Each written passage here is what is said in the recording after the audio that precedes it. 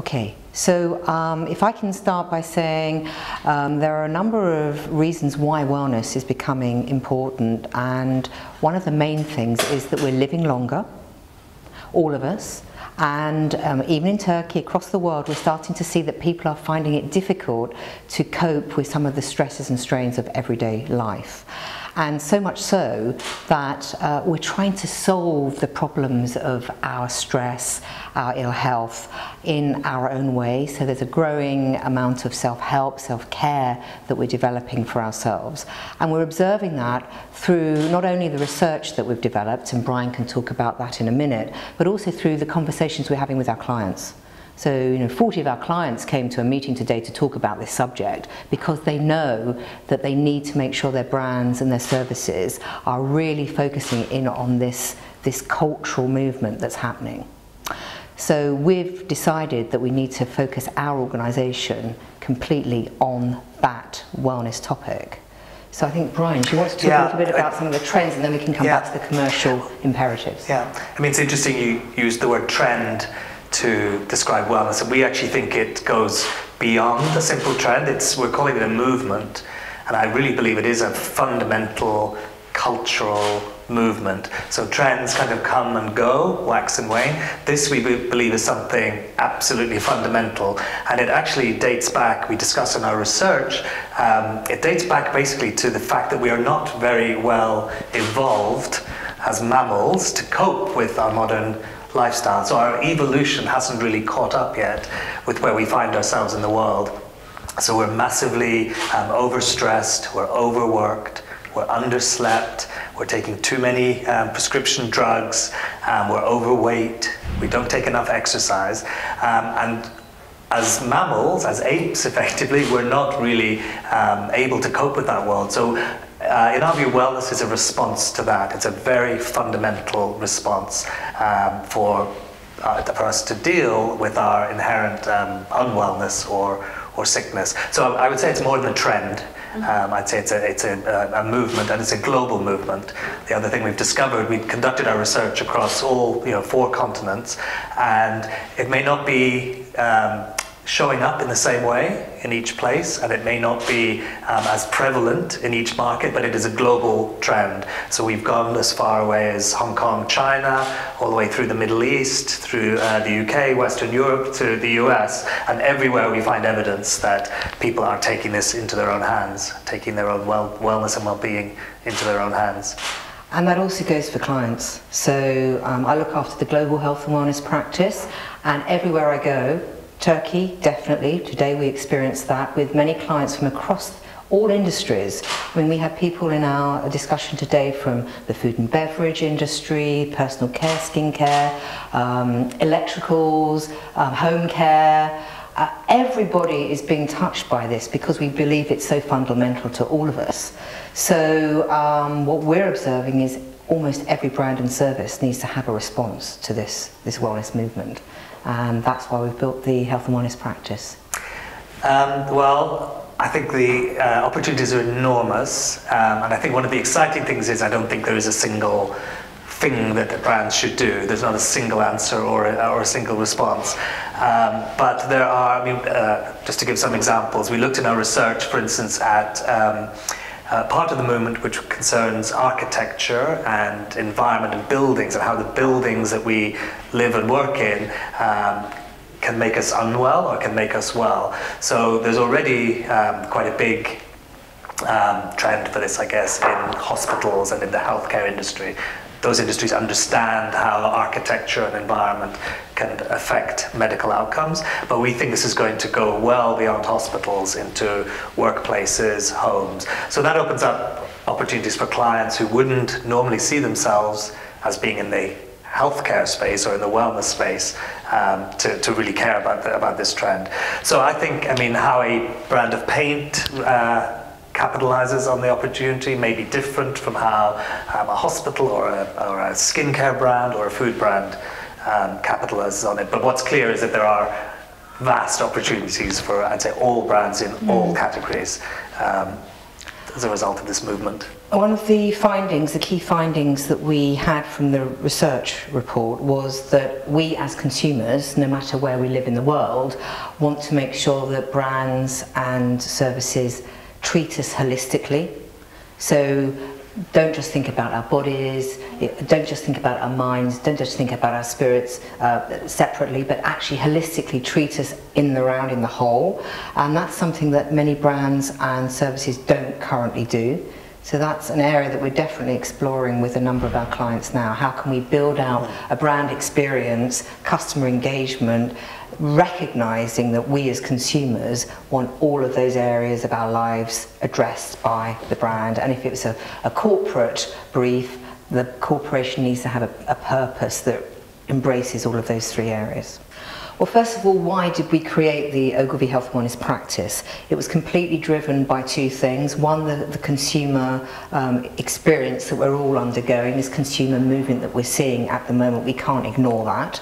And the research work that Brian and colleagues around the world have developed has really shown us that there is a need out there amongst consumers. And we also know as an industry sector, the wellness sector is a $3 trillion sector, growing 10% year on year. So it's not a surprise that all of our clients want to better understand how they engage with that space.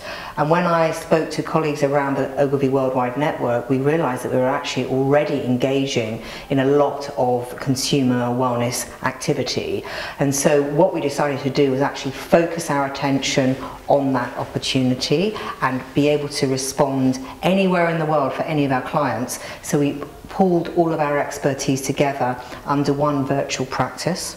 And so we have 320 individuals around our network who are working in all aspects of health and wellness that can be called upon from clients here in Turkey as and when the need is presented to us, so that we can work in partnership with Turkey individuals as well as the worldwide network of expertise. So it's a truly sort of integrated, no bounds in terms of geography, pool of people that can be called upon depending on what's required by our clients around the world. And it's been great. We've had it established for a year now, and we're just launching in Turkey, and EMEA and her team will be taking that out to all of our customers.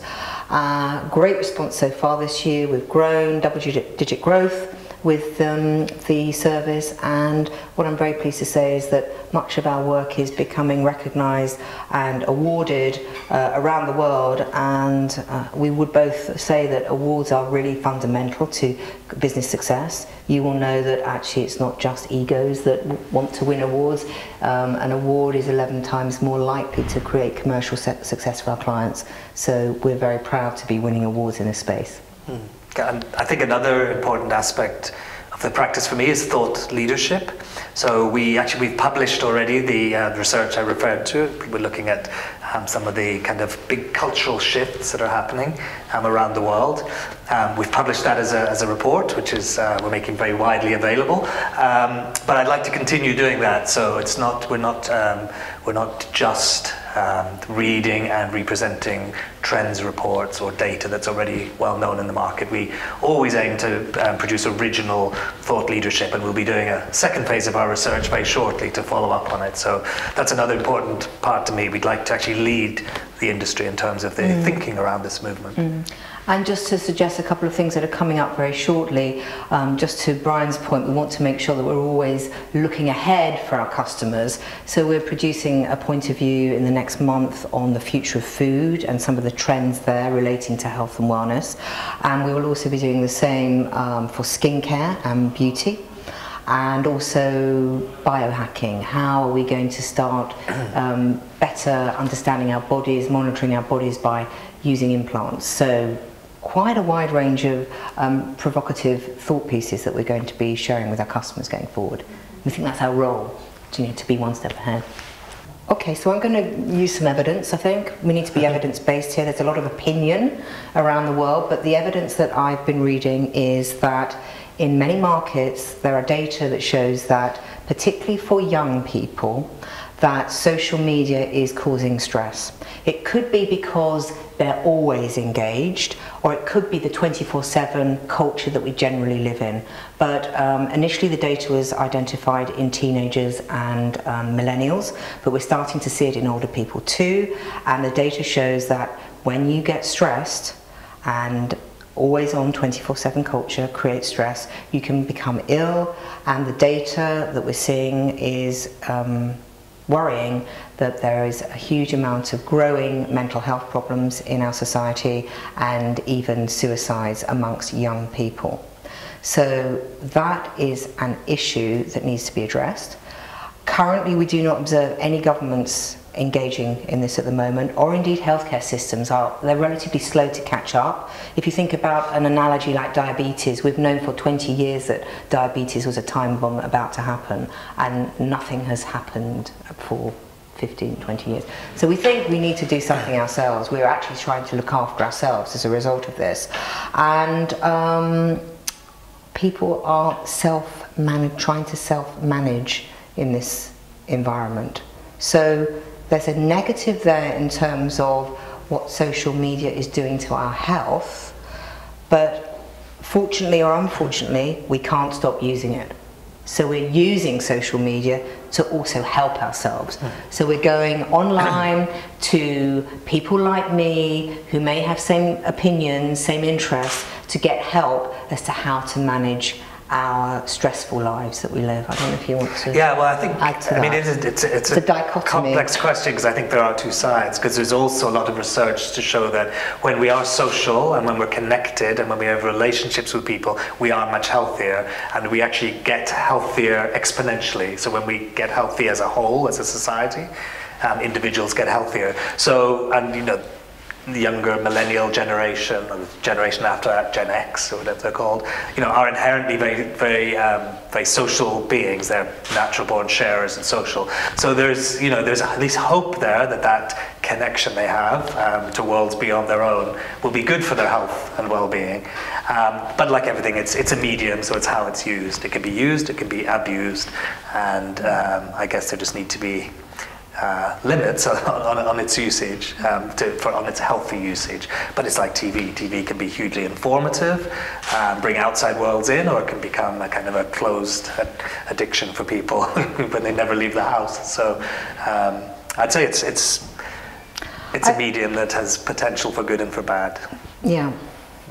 And if you want me to add to that, there is an observation that 20-something individuals, people in their 20s who have experienced the benefits of social media, are now experiencing the downsides of social media, and they are self-selecting out of the system. Facebook usage is declining in that age group, for example. So because there's no other solution than solving it yourself, I think people are making their own decisions about how much they should be using. Well, I suppose one of the issues of the internet is you don't know where the information source is coming from. So you need to make sure that you find a source that has data support, evidence to support it. Maybe go to a wide range of sources rather than just one. But the information is there if you look for it, but it's very difficult to find out whether the source of that information is good or bad. You know, that's where fake news is coming from, for example. You don't know where the source is coming from. But I think people innately are wanting to eat more healthily. The data is out there. We've just been looking at some data sets from Kantar Media, for example. In Turkey, there is a growth in healthy eating, organic eating, natural foods. That's something that people are innately feeling they need to do. So I think there is a need to be healthier through eating, and some of the information sources that we need to help us make the best choices are via social media, but not the only sources. That's my opinion. Brian, would you like to? Yeah, no, I agree. I think, I mean, it's always been the same way in a sense about trusted sources of information. I mean, I think there are a lot of kind of individuals in this space who have kind of become brands in their own right. I know certainly from our home country in the UK, there are a number of people who've become very famous and very wealthy on the back of the healthcare movement, and whether or not their information is always expertly researched and scientifically based, I think is questionable. But then it was always thus. Again, I think the medium maybe has accelerated the rate at which this information is shared, but it's no different from watching a program on TV or reading a magazine article. Of course, it doesn't remove the need for critical thinking and questioning of information and where it comes from. But in answer to your question, yeah, I mean, I do think it's a danger, and you know, on the surface of this movement, there certainly are trends, clean eating and fasting and low carbs and what, which are, you know, very disputed as to their effectiveness. So yeah, we have to remain vigilant as we always have done. But I think really it's always been like that. If you think about 100 years ago, when people were trying to find the best way to eat, where they're going to source their recipes, their food, the medium was different, but they had to go to a wide variety of sources to then make their own opinion. It just happened to be printed medium or television. We've had experts on TV, we've had experts writing books, but really where's the evidence? It's their opinion often. So really we're just sourcing opinion and information from a different medium. But I think most people would go to a number of sources before they make their final choice.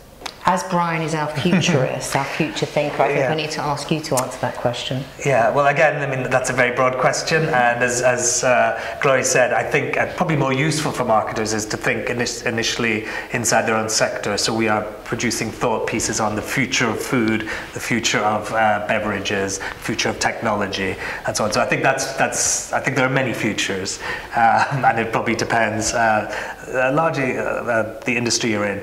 But I think, I mean, a few overall themes that have come up in the research. I think one of the things we look at is, in a sense, people's relationship with themselves and with their unwell bodies. And I think there's certainly a trend or a movement towards kind of greater self-awareness, greater self-acceptance, a more compassionate view of the self. So rather than kind of beating yourself up for not doing well and not being healthy enough and taking a lot of kind of quite harsh interventions, people are looking for kinder, more caring, softer, gentler ways of looking after themselves. I think that's a large trend.